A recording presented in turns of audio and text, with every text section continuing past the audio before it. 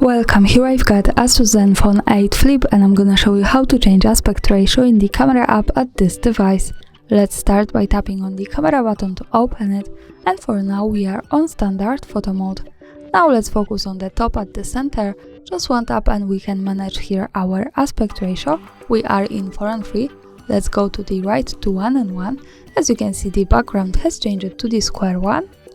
Another tap to this button and let's move to 16 and 9 from the left, so now we can see the longer camera frame. And when we pick the center button once again, we can move to the left corner to full camera frame, so we can see full aspect ratio now. And of course, by tapping on the center once again, we can change it to whatever we need. Now let me go back to 4 and 3, the original one. And that's all, thanks for watching, subscribe our channel and leave the thumbs up.